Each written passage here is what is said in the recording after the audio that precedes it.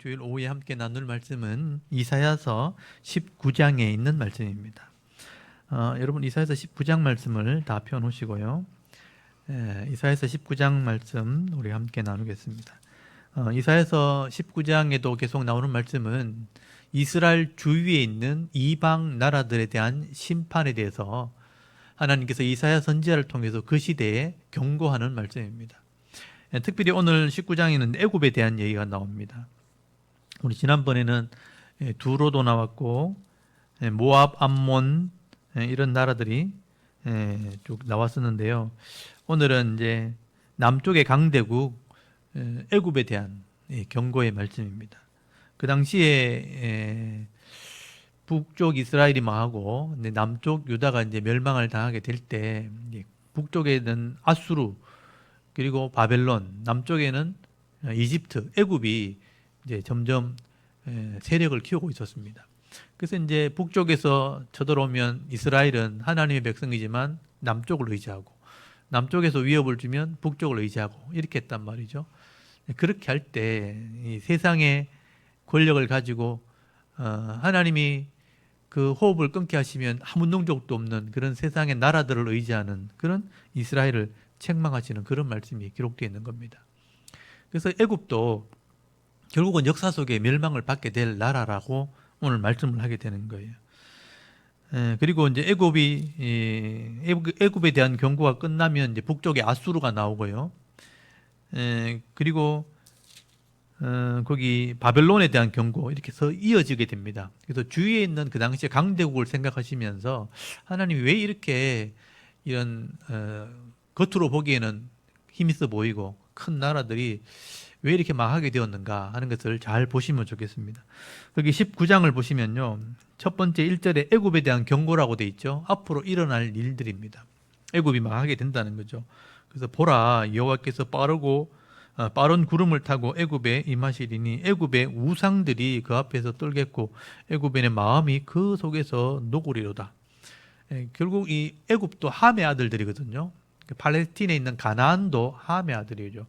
그러니까 노아 시대 이후에 하나님이 노아를 통해서 구원을 경험하게 하시고 그 믿음을 아들들에게 보여주었는데 그 함은 따라가지 않습니다. 셈이 믿음을 가지게 되죠. 그래서 셈의 후손을 통해서 예수님이 오시게 되고요. 함은 이제 아버지를 떠나서 범죄하게 되고 우상을 따르게 됩니다. 하나님을 떠났기 때문에. 그래서 그 함의 4명의 아들이 나오는데 그 4명의 아들이 애굽, 이집트, 미스라임이라고 되어 있는데 이집트, 그 다음에 구스, 에티오피아죠. 그 다음에 가나안, 그 다음 붓은 리비아거든요. 그래서 북쪽에, 아프리카 북쪽의 세력을 차지하는 그 함의 아들들, 좀 이집트를 중심으로, 이집트, 구스, 그 리비아가 다 붙어 있거든요. 그래서 이 이집트와 가나안, 요게 다 함의 아들들입니다. 이 함의 아들들은 저주를 받았기 때문에 죄를 상징하는 땅입니다. 그러니까 하나님을 믿지 않는 거예요. 우상을 섬기는 겁니다. 그래서 우상을 믿고 세력을 키웠던 이 애굽도 결국은 그 우상 때문에 망하게 된다는 얘기를 하게 되는 거예요. 그래서 우상들이 그 앞에 떨겠고 애굽인의 마음이 그 속에서 녹으리로다. 내가 애굽인을 격동하여서 애굽인을 치리니, 그러니까 자기들끼리 싸운다는 뜻이에요. 반란이 일어난다는 뜻입니다. 애굽인을 격동하여 애굽인을 치리니 그들이 각기 형제를 치며 각기 이웃을 칠 것이요 성읍이 성읍을 치며 나라가 나라를 칠 것이며 애굽인의 정신이 그 속에서 쇠약할 것이요 그 계획을 내가 깨트리리니 그랬죠. 하나님이 그들의 생각과 그들의 계획을 깨뜨려 버려요. 그래서 그들이 우상과 마술사와 신접한 자 요술객들을 부르리로다. 그러니까 하나님을 모르니까 어떤 신의 힘을 빌리고 싶어서 무당을 찾아가는 거예요.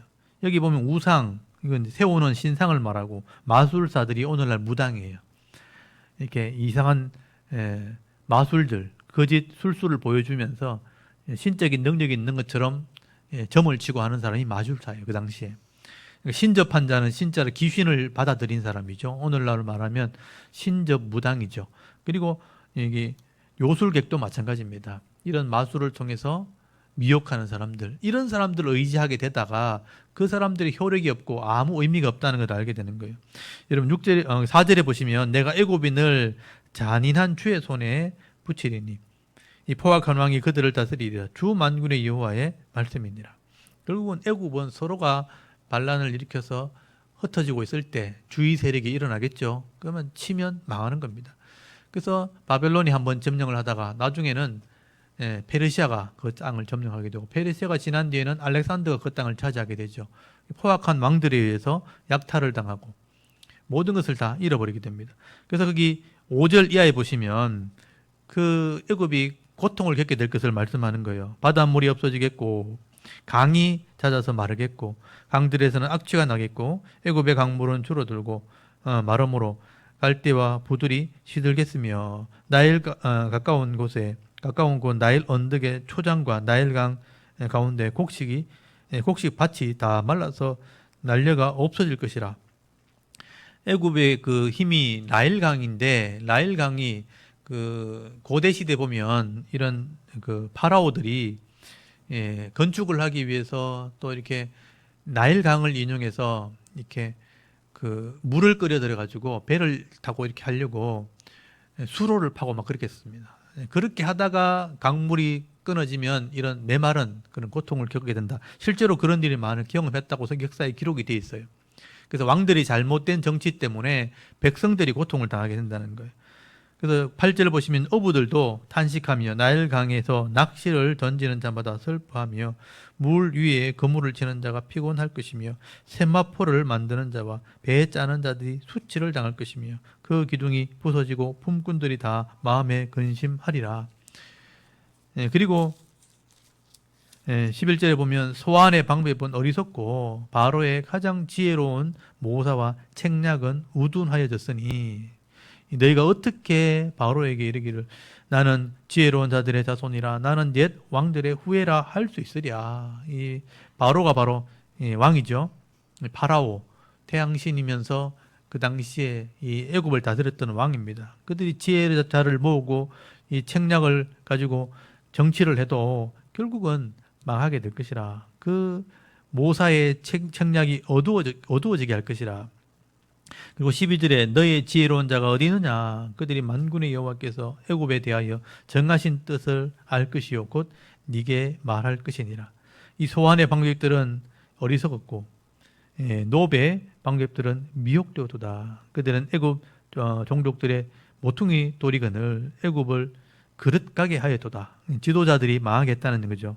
14절이 여호와께서 그 가운데 어지러운 마음을 섞으셨으므로 그들이 애굽을 메사에 잘못 가게 함이 취한 자가 토하면서 비틀거림 같게 하였으니 애굽에서 머리나 꼬리며 종려나무 가지나 갈대가 아무 할 일이 없으리라. 이 머리와 꼬리는 이제 부한 자와 가난한 자, 뭐 큰 자와 작은 자 이런 의미예요. 종려나무 가지는 크고 갈대는 이렇게 가늘고 작죠. 그래서 부한 자나 가난한 자나 큰 자나 높은 자나 낮은 자나 할 일 없는 땅이 됐다. 망한다는 뜻이에요. 그러니까 지도자의 잘못된 정치로 망하게 되는 거예요. 그래서 여기 보면 하나님이 어지러운 마음을 섞어버렸다. 그 지혜자들, 책략자들, 모략자들 이런 왕들의 마음에 어지러운 마음을 섞어버리면요. 그들이 망하는 거예요. 잘못 가게 됐다. 잘못 가게 함이 그렇죠. 14절 끝에 그들을 잘못 가게 해서 술에 취한 자처럼 비틀거리면서 망하게 할 거다. 그래서 애굽은 망한 거예요. 지금 가보세요. 애굽이요. 가난합니다. 가난해. 그러니까 관광객들이 가면 그 애굽은요. 그 장사꾼들이 거짓말하는 걸로 유명해요. 그래서 이제 뭐 이렇게 낙타를 탄다든지 뭐 수레를 타면요 부르잖아요. 그 3분의 1을 불러도 그게 비싼 거예요. 그만큼 많이 사람을 속이고 막 그렇게 해요. 거짓말하고 속이는 거로 유명합니다. 관광객들이 그 피라미드 보러 가고 스핑크스 보러 가잖아요. 그럼 막 바가지를 엄청나게 써오는 거예요. 가난하니까 그런 거예요. 먹고 살 길이 없으니까. 애굽이 망하게 될 것을. 그 당시에는 고대는요, 이 피라미드를 세우는 걸 지금도 우리 그 과학자들이 모른다 그러잖아요. 어떻게 그걸 했는지. 그만큼 지혜로운 사람이었다. 능력 있는 사람이라. 그 피라미드 밑에 쌓아놓은 바위가 몇십 톤, 몇천 톤 하는 건데, 그거를 지금도 들어 올릴 방법이 없다 그러잖아요. 근데 그걸 해낸 사람이 애굽 사람이에요. 그러니까 능력도 있고 지혜도 있고, 그 피라미드 하나하나 세울 때마다 그냥 아무 때나 세운 게 아니고 하늘의 별자리를 따라서 그걸 다 세웠다 그러거든요. 그러니까 전문 지식도 엄청났고요. 그 건축을 해보신 분들은 아는데요. 이 건물 하나를 잘못 세우면요, 다 무너집니다. 제가 군대에 있을 때 그 해봤거든요. 그 참호를 파는데 위에 이제 흙이 자꾸 흘러내리니까 벽돌을 닦거든요. 벽돌을 시멘트하고 벽돌을 가지고 그 쌓아 올리는데 그 조금만 삐딱하게 쌓으면요, 그거 그냥 무너져 버려요. 기술자가 아니니까 시키니까 하는데 그 벽돌 한 5장, 6장 쌓아 올리는 것도 그 조금만 삐뚤게 쌓으면 그게 그대로 다 무너져 버려요. 그게 무너지면 무게가 당당하거든요. 거기 밑에 깔리면은 다쳐요. 그러니까 그게 쉬운 게 아니에요. 그 벽돌 몇 장 쌓는 것도 기술이 없고 잘못 쌓으면 다 무너집니다. 이 지금 건물 세운 거 있잖아요. 조금만 균형이 흐트러지면요, 계속 흔들리기 때문에 금방 무너집니다. 그래서 아파트 같은 거 무너지는 거 보셨잖아요. 그 잘못 균형을 세우고 이렇게 잘못 세워버리면 다 무너집니다. 그러니까 이 고대 시대의 그 큰 돌과 바위를 가지고 그 건물을 세워나가고 그렇게 석상을 세우고 하는 거 보면요, 이게 보통 기술이 아니에요. 그 안에 수많은 수학의 계산들이 있는 겁니다. 이 과학자들이 그걸 계산해 보니까 막 기가 막히는 거예요. 컴퓨터도 없는 시대인데 어떻게 그렇게 정확하게 방향이나 별자리나 그 계산을 했을까? 굉장히 지혜로운 사람이고 능력 있는 사람이었다는 거예요. 그래서 고대 도시의 번창을 이뤘던 굉장한 나라가 바로 이집트란 나라예요. 근데 이렇게 하나님께 교만하고 우상을 섬기고 악을 행할 때 망하는 겁니다. 망하게 되었다. 지금은 폐허만 남아있고 그냥 구경거리밖에 되지 않는 겁니다. 여기 보십시오. 16절에 그날에 애굽이 부녀와가 될 것이라. 힘이 없어진다는 얘기죠. 그들이 만군의 여호와께 흔드시는 손이, 하나님의 손이 그들 위에 흔들림으로 말미암아 떨며 두려워할 것이며, 유다의 땅은 애굽의 두려움이 되리니, 이는 만군의 여호와께서 애굽에 대하여 정하신 계획으로 말미암음이라. 그 소문 듣는 자마다 떨리라. 그러니까 유다 땅은 작은 도시인데 애굽의 그 거대한 나라에 비하면 유다 땅은, 예루살렘은 조그만한 도시거든요.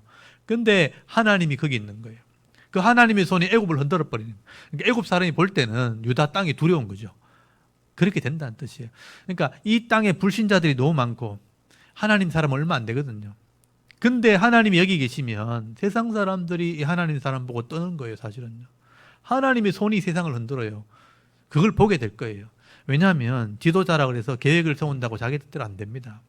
하나님의 뜻이 이루어져요. 보죠. 17절에 여기 보면 여호와께서 애굽에 대하여 정하신 계획이 있는 거예요. 이걸 이 애굽 사람들이 이루지 않으면 하나님의 뜻이 이루어지는 거예요.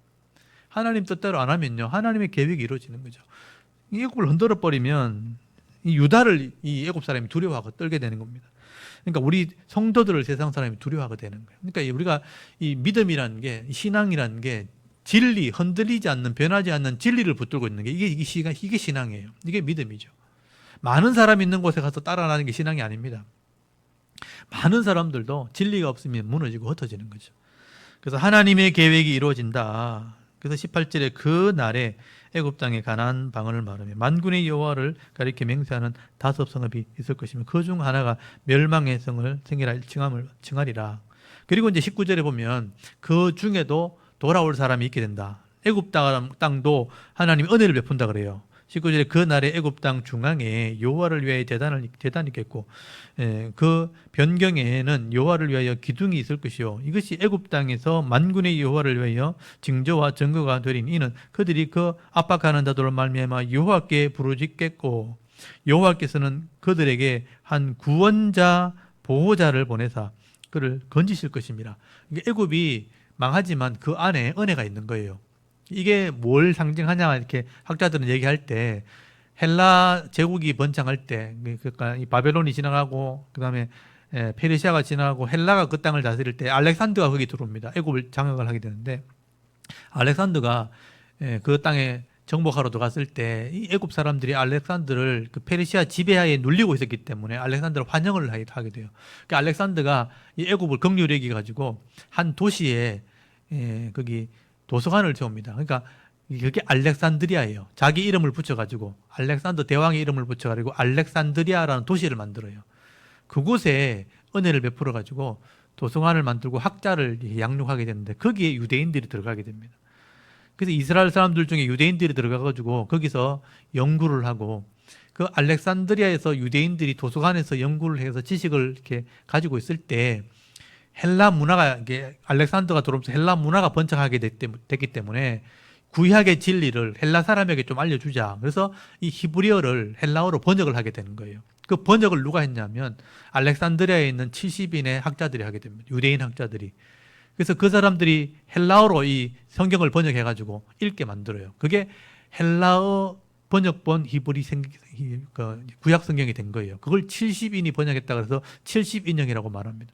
그게 구약을 해석하는 중요한 자료가 돼요. 그러니까 히브리어로 된 성경과 이걸 그 당시의 문화 헬라어로 번역한 이 번역본을 같이 대조해가면서 이 성경이 어떤 뜻인지를 번역을 하게 돼요. 이 번역본을 영어로 번역하고 독일어로 번역하고 라틴어로 번역하고 이렇게 해서 결국 한국어로 번역된 거예요. 그래서 이게 애굽에 있는 이런 도시를 통해서 예배가 드려지고 그것을 하나님께서 쓰시게 되는 장면을 설명했다라고 해석을 하게 됩니다. 그래서 거기 20절, 21절 보세요. 여호와께서 자기를 애굽에 알게 하셨다고 되어 있어요. 애굽에 알게 하시리니 그 날에 애굽이 여호와를 알고 제물과 예물을 그에게로 드리고 경배할 것이요 여호와께서 원하시는 대로 행하리라. 여호와께서 애굽을 치실지라도 치시고는 고치실 것이므로 그들이 여호와께로 돌아올 것이라. 여호와께서 그들의 간구함을 들으시고 그들을 고쳐주시리라. 이렇게 됐어요. 그래서 이 애굽에 쓰임 받는 거예요. 애굽의 알렉산드리아를 통해서 이 구약의 성경이 헬라에 펴지게 되는 하나의 원인이 됩니다. 그래서 이 성경을 통해서 많은 교회가 생겼고 그곳에 애굽 정교가 생깁니다. 정교. 그러니까 애굽 정교, 그걸 곱틱이라고 그러는데 애굽 정교가 생긴, 기독교가 생긴 거예요. 하나님을 믿는 종교가 생긴 거예요. 그래서 이제 그리스 종교가 있고 러시아 정교가 있고 이제 애굽 정교가 있는 거죠. 그래서 하나님께 돌아오는 자가 있게 될 거다. 그리고 23절 그날에 애굽에서 아수르로 통하는 대로가 생기죠. 이게 이제 해변도로, 아수르로 통하는 도로입니다. 아수르로 통하는 대로가 있어. 아수르 사람은 애굽으로 가겠고 애굽 사람들은 아수르로 갈 것이며 애굽 사람이 아수르 사람에게 함께 경배하리라. 그 날에 이스라엘이 애굽 및 아수르와 더불어 셋이 세계 중에 복이 되리니 이런 만군의 여호와께서 복을 주시며 이르시되 내 백성 애굽이여 내 손으로 지은 아수르여 나의 기업 이스라엘이여 복이 있을지어다 하실 것임이라 그랬어요. 실제로 이게 이제 신약 시대에 이루어지죠. 신약 시대에 성령이 임하게 되었을 때 이 여러 지역에 있는 그 하나님 믿는 사람이 모여서 예루살렘에서 예배드리게 되는 일이 벌어지죠. 그때 성령이 모든 사람에게 체험이 되어지고 모든 사람이 성령을 받고 흩어지는 일이 벌어지죠. 그때 이 애굽 사람, 아수르 사람, 이스라엘 사람 다 모인 것. 그때 하나님이 돌아오게 하는 역사가 있게 됩니다. 결국 이 애굽이 고대 시대의 큰 도시였지만 우상을 섬기게 될 때 결국 심판을 받게 됩니다. 그런데 그 속에 하나님을 아는 사람들은 쓰임 받는 거예요. 쓰임 받는 거. 오늘 우리도 마찬가지죠. 우리는 세상을 변화시킬 수는 없지만 이곳에서 쓰임 받을 수 있는 거예요. 우리 세대에 우리가 있는 동안 그게 우리가 할 일이죠. 내가 할 수 있는 영역 안에서 하나님 은혜를 보여주고 그 발자취를 남기는 것. 그게 우리가 해야 될 일이에요.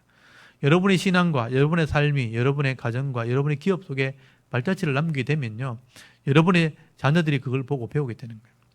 신앙을 배우게 되는 거죠. 여러분이 타락해버리면 여러분 자녀들은 보고 배울 데가 없죠. 세상을 따라갈 겁니다. 근데 여러분이 할 수 있는 은혜를 이게 나누셔야 되는 거죠. 그래서 아수르도 복이 있고 이집트도 애굽도 복이 있고 이스라엘도 복이 있다 할 것이다. 내게 주신 복이 있다는 거예요. 여러분도 여러분의 복을 누리시길 바랍니다. 그리고 20장에 넘어가면 이 아수르가 전쟁을 일으켰을 때 거기 보면 20장 1절에 아수르의 사르곤 왕이 또 다르단 군대 장관을 보내가지고 아스도스로 보내매 그가 와서 아스도스를 쳐서 취하던 해라고 되어 있어요. 이건 역사에 기록되어 있습니다. 이게 BC 713년에서 711년에 있었던 전쟁이에요. 그러니까 이 아수르가 이스라엘을 치려고 했을 때 그때 일어났던 일입니다. 그러니까 722년에 북쪽 이스라엘이 망해요. 그리고 곧 얼마 뒤에 713년에서 11년 사이에 남쪽을 쳐내려오는, 그래서 주위에 있는 나라를 전쟁하는 일이 벌어진 거죠. 그때 남아있는 유다가 이 아수르를 저항하면서 여러 곧 남아있는 나라와 연합을 하게 돼요. 그 옆에 블레셋 적이었지만 합치고 모압, 암몬 이런 사람 합쳐가지고 아수르를 일단 대장하자 이렇게 한 거예요. 그때 애굽도 함께 연합을 하게 됩니다. 왜냐하면 아수르가 내려오면 애굽도 위험해지니까.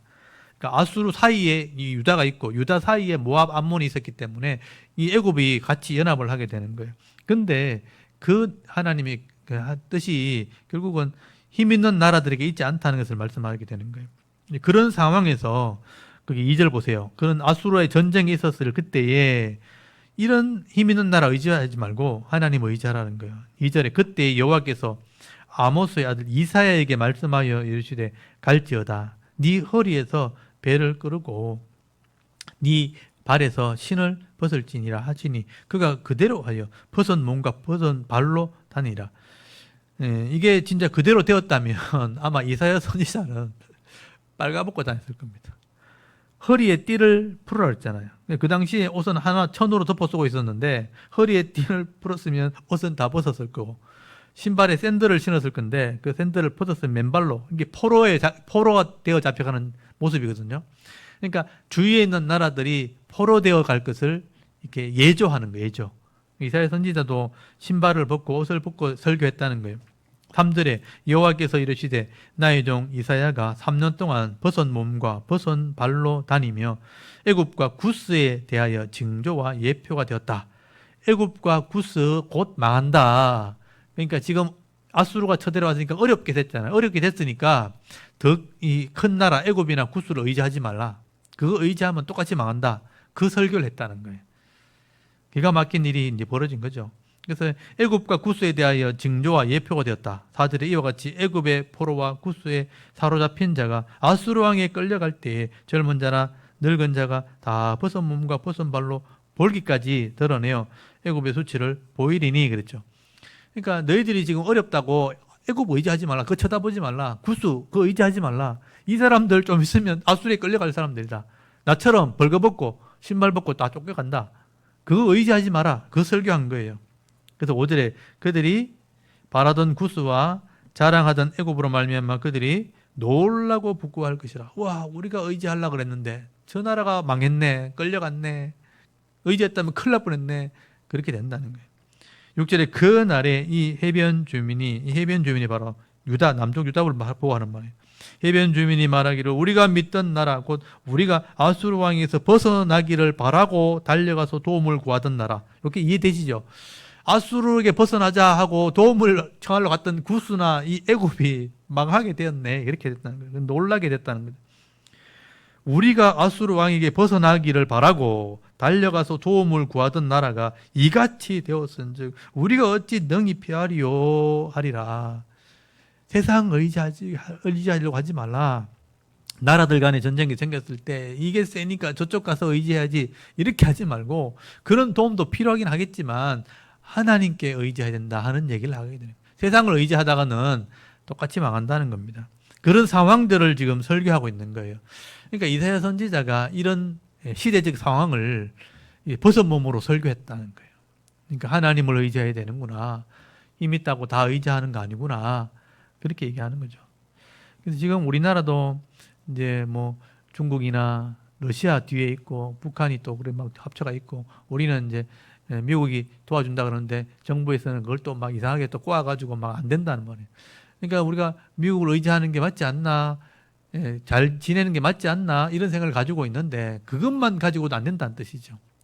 같이 망할 수 있으니까. 그래서 우리 하나님을 의지하면서 그런 좋은 관계를 맺어나가는 게 필요하구나. 이게 지혜다 하는 것을 우리가 배우게 되는 것입니다.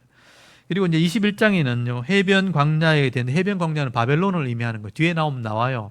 뒤에 보면 나오기 때문에 이 바벨론도 곧 망하게 된다. 아까 아수르 나왔잖아요. 아수르가 번창하다가 아까 713년 11년에 사르곤 왕이 이 사르곤 왕의 역사에 나오니까 이게 번창하다가 바벨론이 망해요. 근데 그 바벨론도 이스라엘을 점령시키고 나서 다 통일을 시키고 난 뒤에 신 바벨로니아 제국을 이룬단 말이에요. 그리고 나서 이 바벨론도 망해요. 이게 86년 만에 그 벨사살 왕 때 그 술 먹고 손가락 나타나는 거 있잖아요. 그게 역사에 이루어진단 말이에요. 근데 바벨론도 망하게 될 것을 얘기하는 거예요. 그래서 21장에 보면 해변 광야에 관한 경고니까 앞으로 일어날 일이죠. 이 적병이 광야에서 또 두려운 땅에서 네겝 회오리바람 같이 몰려왔다. 여기 적병이 나오잖아요. 이 적병이 누구냐면 메데 페르시아예요. 이 바벨론도 적병에 의해서 망할 때가 온다. 그게 메데 페르시아예요. 이 페르시아 이 왕이 고레스잖아요. 고레스 왕이 망할 때가 온다. 그 얘기하는 거예요. 2절에 혹독한 묵시가 내게 보였도다. 속이는 자는 속이고 약탈하는 자는 약탈하도다. 엘람이여 올라가고 메대여 에워싸라. 여기 엘람 메대 하는 거 보이죠? 요게 이제 바벨론 땅이에요. 그래서 이제 이게 바벨론이라는 걸 아는 거예요. 엘람 왕, 메대 왕 나오거든요. 이게 다 바벨론, 신할 땅에 있는 바벨론 땅에 있는 사람들이에요. 엘람이여 올라가고 메대여 에워싸라. 그의 모든 탄식을 내가 그치게 하였노라 하시도다.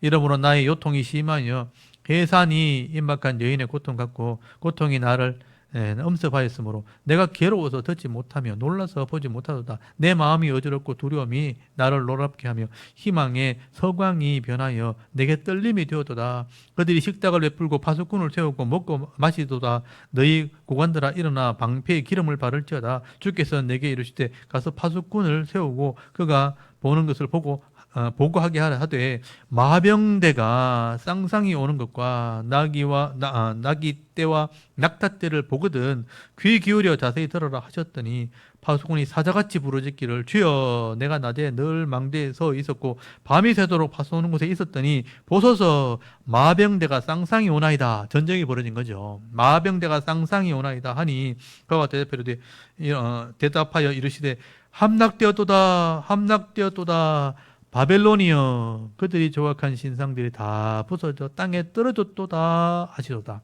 여기 함락되었도다 이게 실제 바벨론이 망할 때 일어난 일이에요. 근데 이 무너졌도다 이게 이제 요한계시록에 인용이 된 거예요. 그 땅에 그 큰 바벨론 제국, 그 당시에는 엄청난 제국이었는데 그게 한 방에 무너진 거예요. 페르시아에 의해서. 그 소리가 너무 크다. 함락되었다.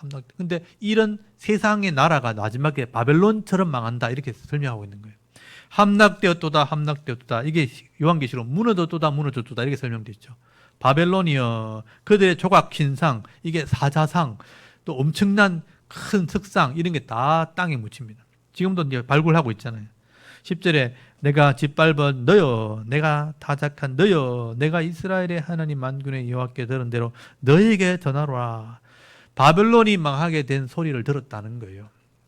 마병대가 쌍쌍이 달려가지고 무너뜨렸다. 그리고 11절에 두마는 에돔입니다. 두마에 대한 경고라. 사람이 세일이 나오죠. 세일이 바로 에돔의 다른 이름이에요. 세일에서 나를 부르되 파수꾼이 밤이 어떻게 되었느냐. 파수꾼이 이제 아침이 오나니 밤도 오리라. 네가 물으려거든 물으라. 너희는 돌아올지니라 하더라. 그리고 지금은 낮이지만 밤이 온다 하는 게 망한다는 얘기를 하고 있는 거죠. 이 에돔은 바벨론에서 망합니다. 그래서 이 에돔에 대한 경고라고 보시면 되고 13절은 에돔 밑에 아라비아 관한 경고. 아라비아는 에돔 바로 밑에 있는 그 광야예요. 그래서 아라비아 광야 보통 그렇게 얘기하죠. 그래서 드단 대상들이여 내가 아라비아 수풀에 유숙하리라. 대마 땅의 주민들아 너를 물을 가져다가 목마른 자에게 주고 떡을 가지고 도피하는 자를 영접하라. 그들이 칼날을 피하며 뺀 칼과 당긴 화살과 전쟁의 어려움에 도망하였습니다. 주께서 이같이 내게 이르시되 품꾼의 정한 기한이 1년 내에 게달의 영광이다. 쇠하리니 게달 자손 중 활가진 용사의 남은 수가 적으리라 하시니라. 이스라엘의 하나님 여호와의 말씀이니라. 여기 남은 수가 적으리라. 활가진 용사가 많은 수가 적으리라. 결국은 망하게 될 것을 얘기하게 되죠. 사실 이제 이 사람들이 활가진 자라고 되어 있는데 원래 이제 그 이스마엘의 후손들이 활 쏘는 자가 된다 그랬거든요. 그래서 흩어진 사람들, 또 이방 사람들, 이런 사람들이 결국은 바벨론에 의해서 다 무너지게 될 것을 말하게 돼요. 그 다음에 22장이 이제 남쪽 유다에 대한 경고거든요. 그 다음에 23장이 두로에 대한 경고가 나옵니다. 다 이 주위의 나라들과 또 남아있는 유다에 대한 경고의 말씀이 기록되어 있고, 그 다음에 24장이 이제 종말론이거든요. 이제 나라가 망하고 나면 이 땅이 다 종말이 오게 된다는 예언을 하게 되는 내용이 나온 겁니다. 그래서 하나님께서는 역사 속에 이런 일이 벌어졌다는 얘기를 하고 있는 거예요. 오늘 전도서 들었잖아요. 앞에 세대가 똑같은 일을 하면 뒤에 세대가 똑같은 일을 하는 거예요. 그런 일을 똑같이 경험하면서 하나님 없이 서로 물고 먹으면서 싸우다가 아무 만족감도 없이 그냥 끝나는 게 인생이라고 설명하고 있는 거죠. 근데 이런 속에 하나님의 계획을 볼 수 있는 눈이 중요한 거예요. 여기 보면 하나님의 계획이 있다는 얘기를 여러 번 했잖아요. 하나님의 뜻대로 하는 거고 하나님 계획대로 하는 거다. 그들의 계획을 하나님 흩으시고 하나님의 뜻을 이루어 가신다. 그래서 오늘 말씀 중에 제일 중요한 말씀이 거기 19장 3절 다시 한번 보세요. 애굽의 정신이 그 속에 쇠약할 것이요 그의 계획을 내가 깨뜨리리니. 그러니까 사람의 계획을 하나님이 깨뜨리시는 거죠. 악한 계획들이죠. 그리고 하나님의 뜻이 반드시 이루어지게 됐다 하는 것을 말씀하는 거죠. 그래서 19장 17절에 유다 땅은 애굽의 도움이 되리니 이는 만군의 여호와께서 애굽에 대하여 정하신 계획으로 말미암이라. 하나님의 계획이 이루어지는 것이다. 그리고 여러분을 이 땅에 보내실 때, 예수 믿게 하실 때는 여러분을 위한 계획이 있는 거예요. 또 이 샤론 교회를 통해서 하나님 이루실 계획이 있죠. 그 시대에 그때 하나님 말씀을 들어야 받아 누릴 은혜가 있는 거예요.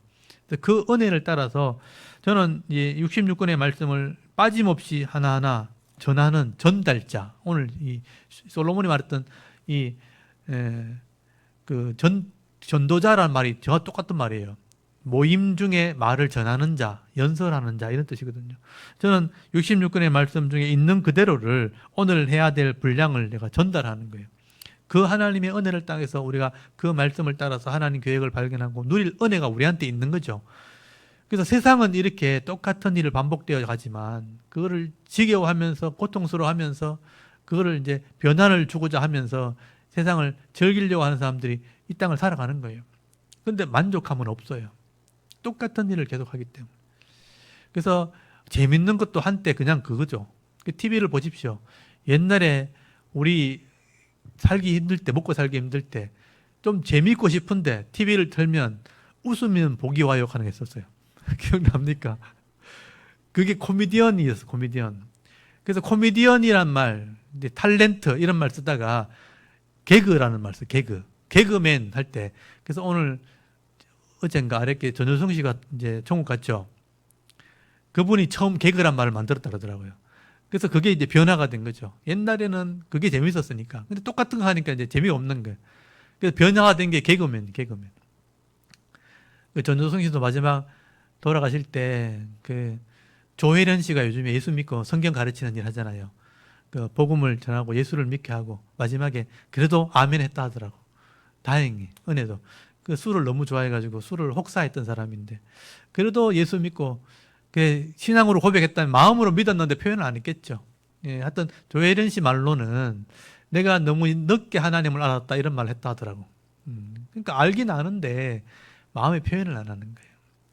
그래서 그런 사람들 때문에 또 웃음의 코드가 바뀌었고 지금 우리 TV 틀면 개그맨들이 하긴 하는데 전혀 다르게 하죠. 또 하면 쓰리랑 보리 아리랑 부부 쓰리랑 부부 하면 한번 보고 나면 또 지없거든요. 또 바꿔야 돼요. 그래서 똑같은 일을 계속 하니까 또 변화를 줘야 되고 바꿔야 되고 이렇게 세상을 살아가는 거예요. 근데 그게 옛날에 또 했던 거예요. 수백 년 전에 사람들이 했던 거예요. 수백 년 전에 한 세대 전에 사람들이 그렇게 했던 거를 하고 다 죽으니까 또 그 다음에 또 하고 우리 유행을 탄다 그러는데 유행을 타는 거는요 30년마다 돌아가고 100년마다 돌아가고 이렇게 하는 거예요. 지금 하는 거 찾아보면 옛날에 다 했던 거예요. 그 사람 죽고 나면 또 다른 사람이 또 하고 이렇게 해서 똑같은 일을 하다가 돌아가는 거예요. 그게 어떻게 보면 세상의 삶이에요. 근데 하나님을 아는 사람은 그 똑같은 일을 반복되는 중에 하나님의 계획을 보는 사람이 있는 거예요. 하나님이 이 시대에 나에게 이거 하라고 하셨구나. 그게 내 비전이 되고 내 직분이 되고 내 사명이 되는 겁니다. 그걸 사명 감당하는 사람은 똑같은 일이 반복되는 고통 속에서도 내 즐거움을 누릴 수 있는 겁니다. 그게 신앙이라는 거예요. 그게 우리의 주신 복이라는 거예요. 나중에 전도서를 보면요, 그 내용을 솔로몬이 깨달았다는 걸 얘기해요. 내게 주신 이 낙을 누리는 게 참 지혜로운 거구나, 행복한 거구나. 그래서 그게 멀리 있는 게 아니고 바로 내 옆에 나와 함께하는 사람과 함께 누리라고 주신 거예요. 내 옆에 있는 사람과 함께 그 즐거움을 누리는 게 제일 행복한 거예요, 사실은. 어디 가서 여행 가서 즐긴다, 집 떠나면 고생해요, 고생. 먹는 거 고생, 입는 거 고생, 잠자는 거 고생. 여러분 여행 가보십시오. 그 계획 준비 철저하게 해야 되잖아요. 어디서 잘지, 뭘 먹을지. 그 여행이 재밌다 하지만 가면 고생이 고생. 다리 아파 죽으려고 그러고 막 가서 파스 붙이고 다니고 말하잖아요. 갔다 오면 추억이 되는 거지. 집 떠나면 고생. 진짜 행복은 어디 있어요? 내 옆에 있는 거야. 내 집에 있는 거야. 집에 와가지고 우리 집이 제일 좋다 하면 제일 집에 딱 들어오면 하는 말이죠. 집이 제일 좋다 그러면 들어오잖아요. 맞죠? 여행 가면 그러잖아요. 집이 제일 좋다. 근데 계속 있으면 이제 똑같으니까 재미가 없다고 생각하지만 그게 제일 행복한 거예요, 사실은. 그래서 이 나중에 전도서를 읽다 보면 하나님이 내게 계획하신 것을 이루며 살아가는 게 제일 행복하구나. 내 할 일 하는 게 제일 행복하구나. 그러니까 내가 제일 잘하는 걸 해야 되는 거죠. 오늘 그런 지혜를 여러분 말씀을 통해서 잘 배우시기 바랍니다. 역사 속에 번창했던 그 나라들 땅 속에 다 묻혀 있어요. 그 애굽이고 아수르고 바벨론이에요.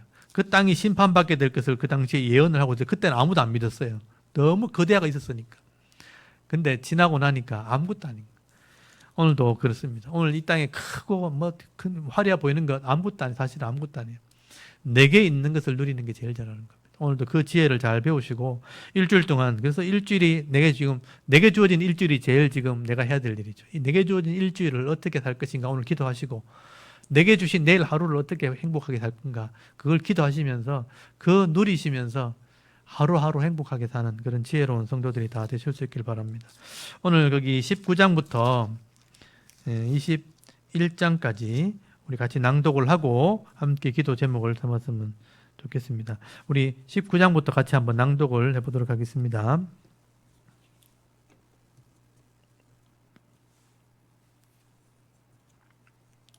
이사야 19장. 애굽에 관한 경고라. 보라, 여호와께서 빠른 구름을 타고 애굽에 임하시리니 애굽의 우상들이 그 앞에서 떨겠고 애굽인의 마음이 그 속에서 녹으리로다. 내가 애굽인을 격동하여 애굽인을 치리니 그들이 각기 형제를 치며 각기 이웃을 칠 것이요 성읍이 성읍을 치며 나라가 나라를 칠 것이며 애굽인의 정신이 그 속에서 쇠약할 것이요 그의 계획을 내가 깨트리리니 그들이 우상과 마술사와 신접한 자와 요술객에게 물으리로다. 내가 애굽인을 잔인한 주인의 손에 붙이리니 포악한 왕이 그들을 다스리리라. 주 만군의 여호와의 말씀이니라. 바닷물이 없어지겠고 강이 잦아서 마르겠고 강들에서는 악취가 나겠고 애굽의 강물은 줄어들고 마르므로 갈대와 부들이 시들겠으며 나일 가까운 곳 나일 언덕의 초장과 나일강 가까운 곡식밭이 다 말라서 난려가 없어질 것이며 어부들은 탄식하며 나일강에 낚시를 던지는 자마다 슬퍼하며 물 위에 그물을 치는 자는 피곤할 것이며 세마포를 만드는 자와 배 짜는 자들이 수치를 당할 것이며 그의 기둥이 부서지고 품꾼들이 다 마음에 근심하리라. 소안의 방백은 어리석었고 바로의 가장 지혜로운 모사의 책략은 우둔하여졌으니 너희가 어떻게 바로에게 이르기를 나는 지혜로운 자들의 자손이라 나는 옛 왕들의 후예라 할 수 있으랴. 너희 지혜로운 자가 어디 있느냐. 그들이 만군의 여호와께서 애굽에 대하여 정하신 뜻을 알 것이요 곧 네게 말할 것이니라. 소안의 방백들은 어리석었고 노베 방백들은 미혹되었도다. 그들은 애굽 종족들의 모퉁이 또리건을 애굽을 그릇가게 하였도다. 여호와께서 그 가운데 어지러운 마음을 섞으셨으므로 그들이 애굽을 매사에 잘못 가게 함이 취한 자가 토하면서 비틀거림 같게 하였으니 애굽에서 머리나 꼬리며 종려나무 가지나 갈대가 아무 할 일이 없으리라. 그날의 애굽이 부녀와 같을 것이라. 그들이 만군의 여호와께서 흔드시는 손이 그들 위에 흔들림으로 말미암아 떨며 두려워할 것이며 유다의 땅은 애굽의 두려움이 되리니 이는 만군의 여호와께서 애굽에 대하여 정하신 계획으로 말미암음이라. 그 소문을 듣는 자마다 떨리라. 그날의 애굽 땅에 가나안 방언을 말하며 만군의 여호와를 가리켜 맹세하는 5 성읍이 있을 것이며 그 중 하나를 멸망의 성읍이라 칭하리라. 그날의 애굽 땅 중앙에는 여호와를 위하여 제단이 있겠고 그 변경에는 여호와를 위하여 기둥이 있을 것이요 이것이 애굽 땅에서 만군의 여호와를 위하여 징조와 증거가 되리니 이는 그들이 그 압박하는 자들로 말미암아 여호와께 부르짖겠고 여호와께서는 그들에게 한 구원자이자 보호자를 보내사 그들을 건지실 것임이라. 여호와께서 자기를 애굽에 알게 하시리니 그날의 애굽이 여호와를 알고 제물과 예물을 그에게 드리고 경배할 것이요 여호와께 서원하고 그대로 행하리라. 여호와께서 애굽을 치실지라도 치시고는 고치실 것이므로 그들이 여호와께로 돌아올 것이라. 여호와께서 그들의 간구함을 들으시고 그들을 고쳐주시리라. 그날의 애굽에서 아수르로 통하는 대로가 있어 아수르 사람은 애굽으로 가겠고 애굽 사람은 아수르로 갈 것이며 애굽 사람이 아수르 사람과 함께 경배하리라. 그날의 이스라엘이 애굽 및 아수르와 더불어 셋이 세계 중에 복이 되리니 이는 만군의 여호와께서 복주심에 이르시되 내 백성 애굽이여 내 손으로 지은 아수르여 나의 기업 이스라엘이여 복이 있을지어다 하실 것임이라. 아멘. 20장. 아수르의 사르곤 왕이 다르단을 아스도스로 보내매 그가 와서 아스도스를 쳐서 취하던 해니라. 그때 여호와께서 아모스의 아들 이사야에게 말씀하여 이르시되 갈지어다 내 허리에서 배를 끄르고 내 발에서 신을 벗을지니라 하시매 그가 그대로 하여 벗은 몸과 벗은 발로 다니니라. 여호와께서 이르시되 나의 종 이스라엘가 3년 동안 벗은 몸과 벗은 발로 다니며 애굽과 구스에 대하여 징조와 예표가 되었느니라. 이와 같이 애굽의 포로와 구스에 사로잡힌 자가 아수르 왕에게 끌려갈 때에 젊은 자나 늙은 자가 다 벗은 몸과 벗은 발로 볼기까지 드러내어 애굽의 수치를 보이리니 그들이 바라던 구스와 자랑하던 애굽으로 말미암아 그들이 놀라고 부끄러워할 것이라. 그날에 이 해변 주민이 말하기를 우리가 믿던 나라 곧 우리가 아수르 왕에게서 벗어나기를 바라고 달려가서 도움을 구하던 나라가 이같이 되었은즉 우리가 어찌 능히 피하리요 하리라. 아멘. 21장 해변 광야에 관한 경고라. 적병이 광야에서 두려운 땅에서 내게 회오리바람같이 몰려왔도다. 혹독한 묵시가 내게 보였도다. 속이는 자는 속이고 약탈하는 자는 약탈하도다. 엘람이여 올라가고 메대여 에워싸라. 그의 모든 탄식을 내가 그치게 하였노라 하시도다. 이러므로 나의 요통이 심하여 해산이 임박한 여인의 고통 같은 고통이 나를 엄습하였으므로 내가 괴로워서 듣지 못하며 놀라서 보지 못하도다. 내 마음이 어지럽고 두려움이 나를 놀라게 하며 희망의 서광이 변하여 내게 떨림이 되도다. 그들이 식탁을 베풀고 파수꾼을 세우고 먹고 마시도다. 너희 고관들아 일어나 방패에 기름을 바를지어다. 주께서 내게 이르시되 가서 파수꾼을 세우고 그가 보는 것을 보고하게 하되 마병대가 쌍쌍이 오는 것과 나귀떼와 낙타떼를 보거든 귀 기울여 자세히 들으라 하셨더니 파수꾼이 사자같이 부르짖기를 주여 내가 낮에 늘 망대에 서 있었고 밤이 새도록 파수하는 곳에 있었더니 보소서 마병대가 쌍쌍이 오나이다 하니 그가 대답하여 이르시되 함락되었도다 함락되었도다. 바벨론이여 그들이 조각한 신상들이 다 부서져 땅에 떨어졌도다 하시도다. 내가 짓밟은 너여 내가 타작한 너여 내가 이스라엘의 하나님 만군의 여호와께 들은 대로 너희에게 전하였노라. 두마에 관한 경고라. 사람이 세일에서 나를 부르되 파수꾼이여 밤이 어떻게 되었느냐. 파수꾼이여 밤이 어떻게 되었느냐. 파수꾼이 이르되 아침이 오나니 밤도 오리라. 내가 물으려거든 물으라. 너희는 돌아올지니라 하더라. 아라비아에 관한 경고라. 드단 대상들이여 너희가 아라비아 수풀에서 유숙하리라. 대마 땅의 주민들아 물을 가져다가 목마른 자에게 주고 떡을 가지고 도피하는 자를 영접하라. 그들이 칼날을 피하며 뺀 칼과 당긴 활과 전쟁의 어려움에서 도망하였음이니라. 주께서 이같이 내게 이르시되 품꾼의 정한 기한같이 1년 내에 게달의 영광이 다 쇠멸하리니 게달 자손 중 활 가진 용사의 남은 수가 적으리라 하시니라. 이스라엘의 하나님 여호와의 말씀이니라. 아멘. 네, 오늘 이 이방 나라에 대한 심판, 또 애굽, 그다음에 아수르의 전쟁이 있을 때 애굽을 의지했던 이스라엘 사람들의 부끄러운 이야기, 또 이 해변 광야 바벨론에 대한 심판에 대한 이야기. 결국 그 시대의 큰 나라들이지만 결국 하나님의 뜻을 따르지 않게 될 때 역사 속에 사라지고 없습니다. 오늘 이 시대도 아무리 크고 화려해 보여도 하나님의 뜻을 따르지 못하게 되면 역사 속에 이름 없이 그냥 사라지는 거예요. 하지만 우리가 믿음대로 살고 순종했던 그 열매들은 그대로 남아있고 하늘나라 갔을 때 그게 내 상급이 된다 그랬어요. 변하지 않는, 썩지 않은 영광의 면류관이 된다는 거죠. 오늘 내게 주어진 삶 속에서 이 시간 속에 이런 사명 잘 감당하시는 은혜가 있길 바랍니다. 이게 말씀대로 살았던 삶이 남아있는 거예요. 보석처럼 남아있기 때문에 지피나 나무로 불태워지는 마지막 심판을 받아도 이 금과 은과 보석은 남아있다 그랬거든요. 변하지 않는 말씀으로 순종하는 삶, 우리의 믿음이 남아있는 겁니다. 그래서 여러분의 가정을 위해서 또 자녀들과 또 내가 만나는 사람들, 직장의 동료들을 위해서 또 이 나라, 이 민족이 하나님을 경외하는 나라가 되도록 우리 교회가 존재하려면 나라가 강건하게 유지가 되게 됐기 때문에 이 정치하시는 분들이 지혜롭게 하나님을 경외하는 마음으로 잘 다스릴 때 우리 생애 가운데는 이런 은혜가 계속되도록 기도하셔야 돼요. 그게 우리의 은혜가 되는 겁니다.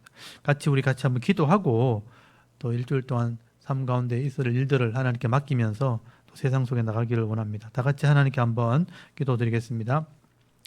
하나님 아버지 은혜를 감사합니다. 오늘도 우리 주일 오후 시간에 하나님께 나와 예배하게 하시고 또 이사야서 말씀을 통해서 우리에게 주시는